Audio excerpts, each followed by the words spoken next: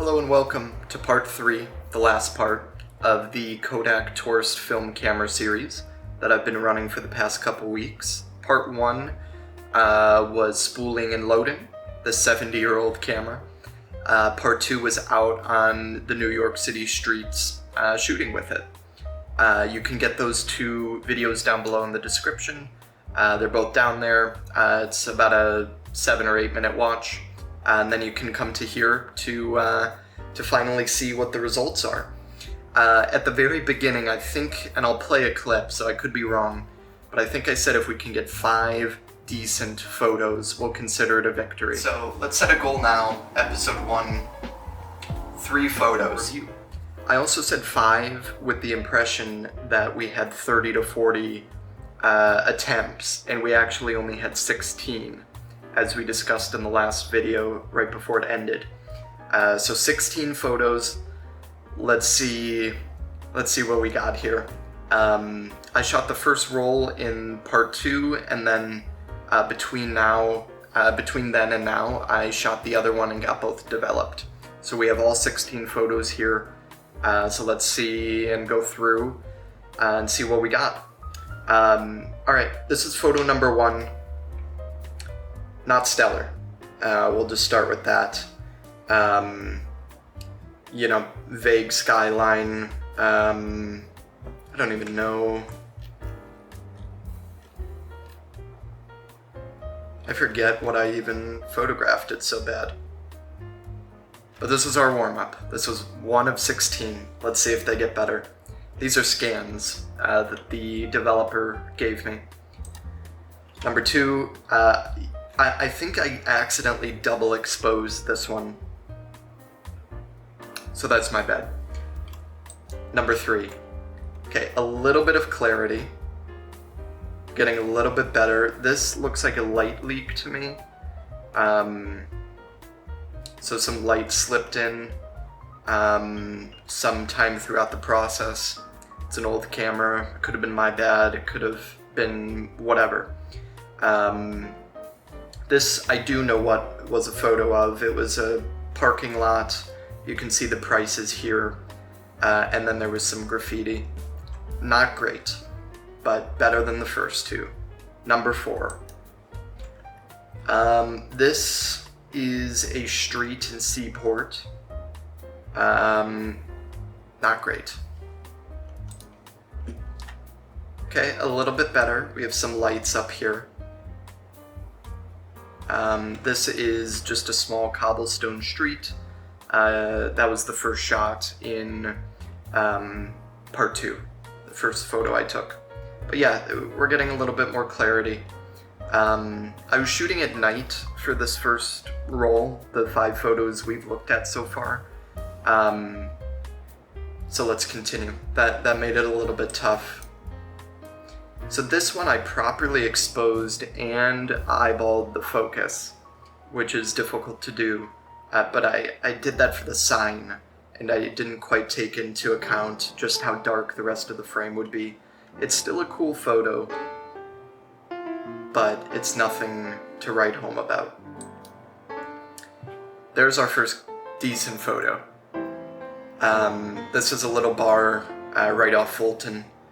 And it's off-center, but for what it's worth, it's a pretty decent photo.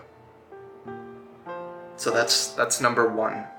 Now that, I believe, is the end. Let's see, 4.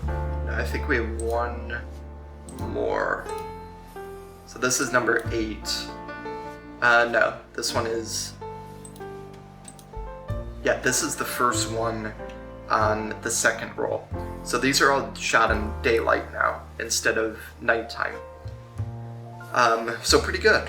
Pretty good. I was trying to get more of this bar in frame to kind of frame this up. And I was a little bit off kilter, but and focus is here, not here, which I went for. I set it to about 5 or 6 feet, and yeah, there's just kind of a lot of eyeballing involved. But that's a pretty good photo. Next photo.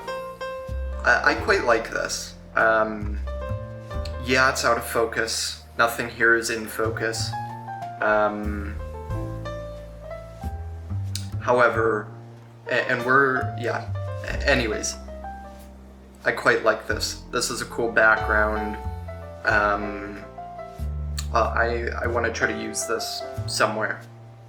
And if you see it in the future, you'll know where it came from.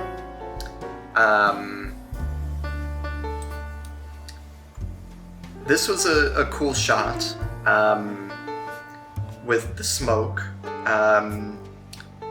or the steam. This was taken in Lower East Side, New York.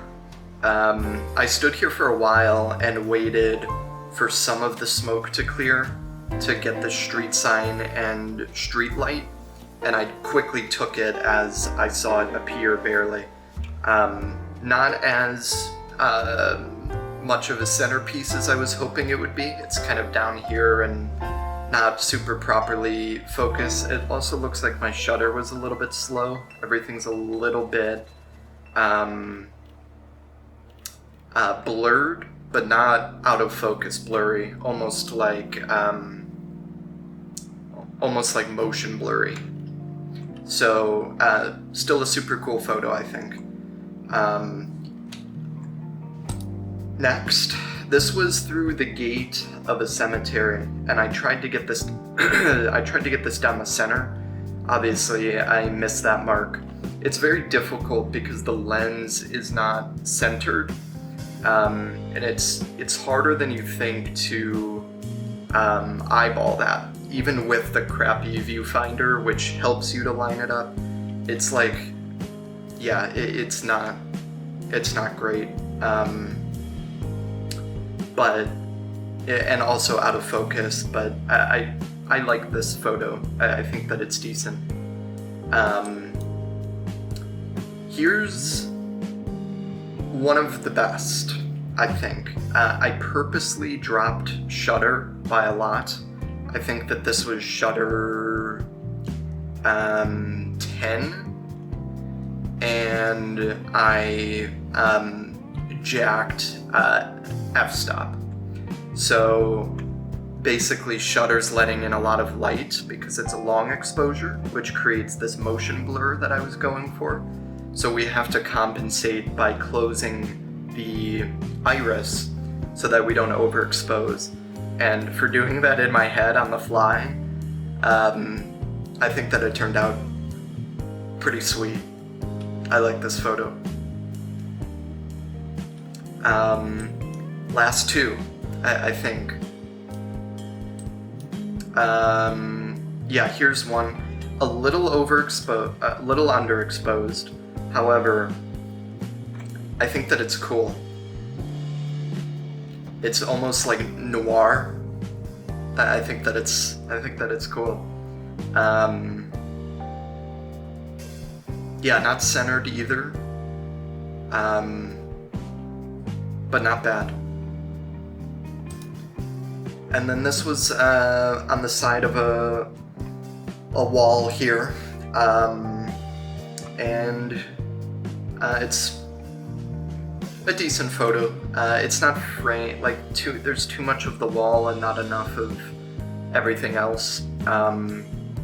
But you know, for taking all of these on film that I can't see what I'm doing, and that I'm having to manually, like, they're pretty cool photos, I think. If I was using this digital camera, these would not be very good photos. However, given all of the work we put into it, it's quite rewarding to even have, half decent photos. So those are all 16 photos. This is the public version of this video, the one you're watching now. If you want to see me edit these photos in Photoshop here, that's going to be Patreon exclusive, and you can view the link down in the description. It's $2 a month, you get to see all of my Patreon exclusive content, including the photo editing version of this video. So if you want to see me edit these photos, and you want to see my Photoshop process, and you want to see the final edited, cropped versions of the photos, I'll probably end up posting them on the Albatross Instagram. But if you want to see that process, your support would be greatly appreciated over on Patreon. So if you want to see that video, check out the description below. And thank you for joining me on the series. I hope that you learned something, or you found it fun to watch me struggle with an old camera and get some decent results, I think. And if you want more series like this, let me know, because I'm happy to make them. We will talk to you soon, and thanks for watching.